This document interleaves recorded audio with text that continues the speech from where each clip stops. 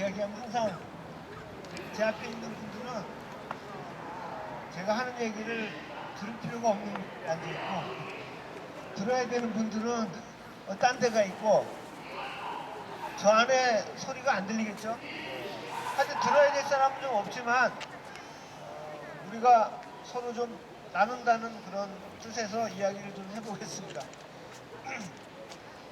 제주에 공항 하나를 더 만들어야 된다라는 이유로 우리가 잘 알듯이 공항이 너무 복잡하다는 거죠. 그건 맞는 것 같아요. 세계에서 제일 복잡한 공항이라고. 그러니까 공항의 수용성 문제인데, 공항에 들고 나는 사람이 많아서 이제 한계에 다다랐다.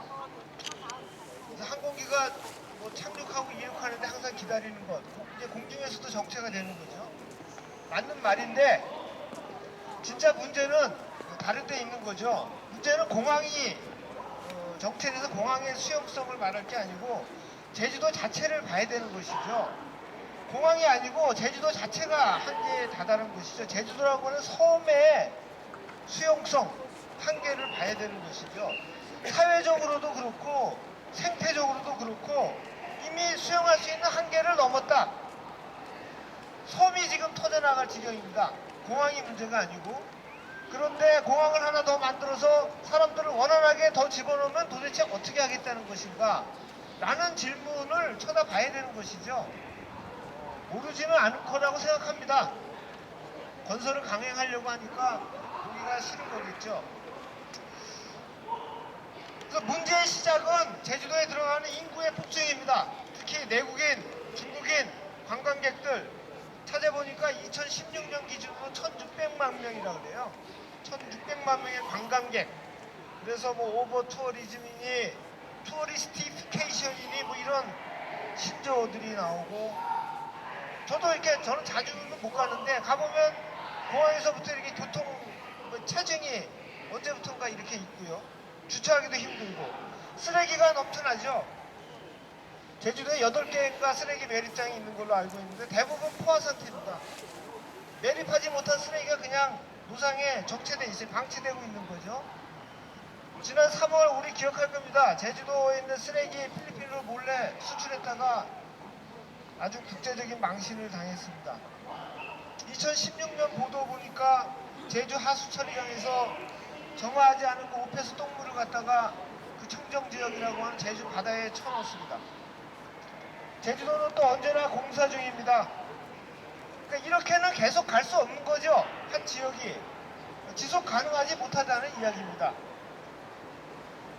근데 지속 가능한 사회는, 안전한 사회는 이 정부의 대표적인 공약 중에 하나예요. 안전하고 지속 가능한 사회로 가겠다. 문재인 대통령이 공약하고 당선된 겁니다. 그러니까 약속을 지켜야죠. 불가능한 약속을 지키라는 게 아닙니다.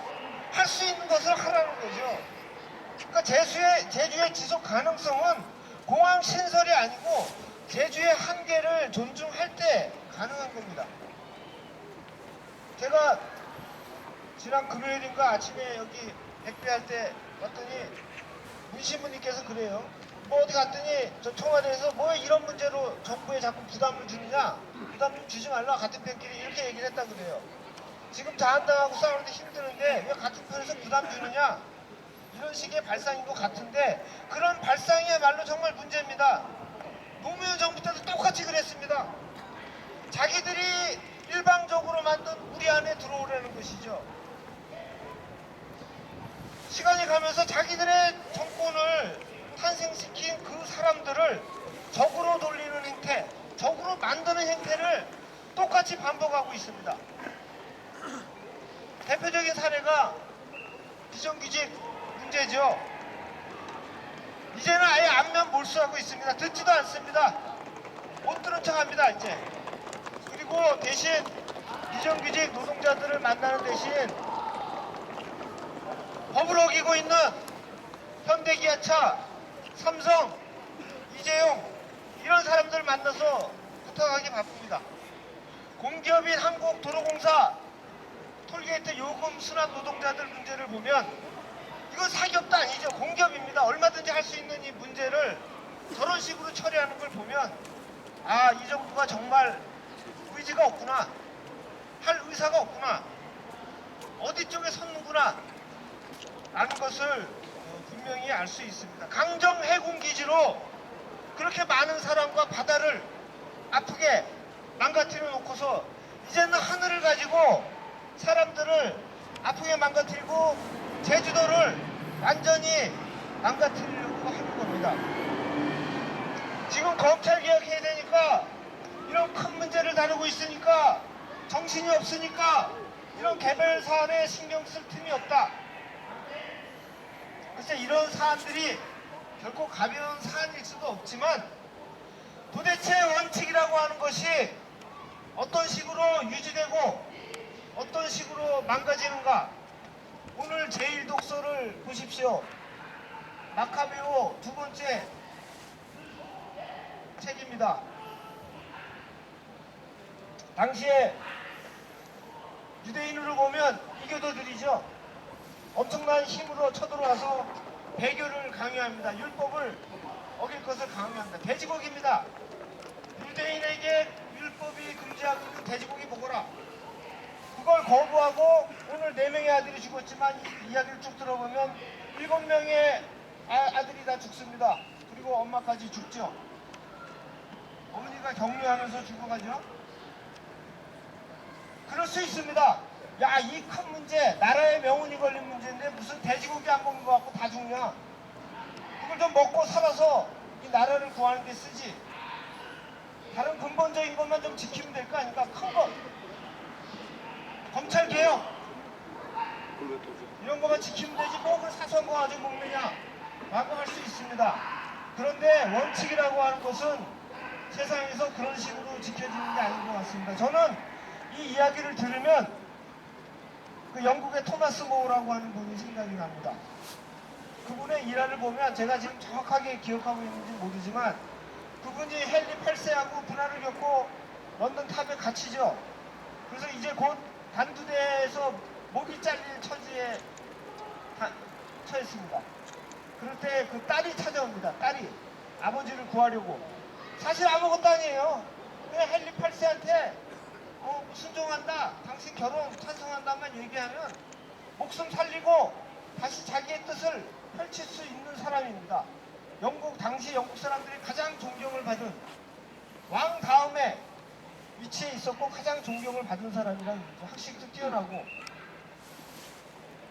그 사람이 그 결혼 문제로 시작된 그 문제를 가지고 지금 자기 목숨을 바꾸려고 하는 겁니다. 오늘 이 유대인들이 돼지고기 가지고 자기 목숨을 바꾸는 거하고 마찬가지예요. 돼지고기를 안 먹으면서 무엇을 지키려고 했을까? 당신 결혼 잘못했어라고 헨리 8세에게 이야기하고 그 이야기하면서 자기의 원칙을 바꾸지 않은 그걸 가지고 뭘 지키려고 했을까? 딸이 설득합니다. 아버지 이거 그냥 알았다 그러고 넘어가세요. 그리고 당신 뜻대로 하세요. 이렇게 이야기합니다. 토마스 모어가 그때 딸에게 이렇게 이야기를 한 것으로 기억해요. 이렇게 깍지를 낍니다. 깍지를. 손에 깍지를 꽉 끼면 이거 보세요. 제가 끼지를 못하니까. 이거 이렇게 하면 여기에 물을 부으면 꽉 끼면 틈이 없이 하면 물이 새지 않습니다. 물이 안 새요. 그런데 조금 열어보세요. 조금 열어보면 물이 이만큼 있는데 조금 열면 어떠냐? 결국 다 셉니다. 그 조금은 전체하고 통하는 거예요. 조금 삐뚤어지면 전체가 망가지는 겁니다. 조금 깍지 끼는 거 조그만 흐트러짐이 그 사람의 전체 태도를 보여주는 겁니다. 지금 이 문제가 이 정권의 모든 걸 보여준다. 비정규직 노동자를 대하는 태도가 이 정부의 모든 것을 보여준다. 검찰 개혁을 하면 그걸 가지고 어디에 쓸 것 같습니까? 이런 식으로 해서 결코 사회적인 약자는 계속 약자로 병들이로 몰려다닐 수밖에 없습니다. 이런 식으로 행동한다고 하면 그것이 바로 이 유대인들이 돼지고기 그 문제에 자기 목숨을 바꾼 이유라고 저는 생각합니다. 결코 사소한 문제가 아닙니다. 사소한 문제지만 결코 사소한 문제가 아닙니다. 원칙은 그런 겁니다. 원칙에 조그만 구멍이 나면 결국 큰 구멍이 뚫리게 마련입니다. 조그만 것에서 흔들리면 큰 게 무너지는 것, 모든 게 무너지는 것, 시간 문제입니다.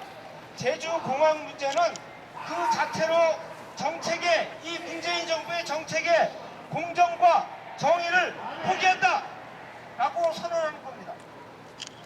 또한 공항을 밀어붙이는 그 태도가 힘없는 다른 많은 사람들을 분명히 밀어붙일 겁니다. 지금 그렇게 하고 있습니다. 지금은 힘이 있으니까 그렇게 밀어붙일 수 있을지 모릅니다. 그러나 언젠가는 셈을 치러야 됩니다. 이명박 정권이 그랬듯이, 박근혜 정권이 그랬듯이 반드시 셈을 치러야 됩니다.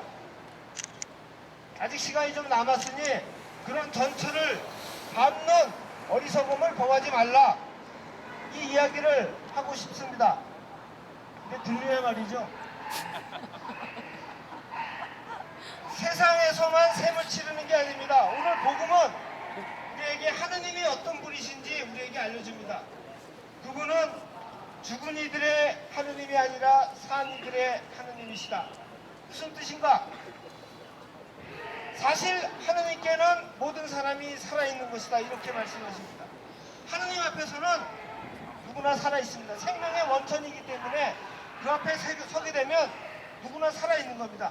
우리는 살아있든 죽든 이 하느님 앞에서 우리 자신의 행업을 낱낱이 하느님이 심판하는 게 아니고, 이 하느님 앞에 서면 우리 자신이 한평생 했던 행업을 낱낱이 보게 될 겁니다. 자기가 자기를 보게 될 겁니다. 그리고 그것이 바로 우리와 하느님의 관계를 결정합니다. 영원히 결정합니다. 오늘 그 성경 말씀은 우리 모두 이 위령성월에 자신의 옷깃을 여미고 삶을 다시 한번 수술이라고 우리에게 권고하는 겁니다. 여기 모인 우리들도 그렇고, 또 많은 사람들의 삶을 좌지우지하는 정책을 결정하고 집행하는 권력을 위임받은 공직자들은 더욱 새겨 들으라, 이렇게 오늘 성경 말씀이, 하느님께서 이 성경 말씀을 통해서 우리에게 이야기하고 계십니다.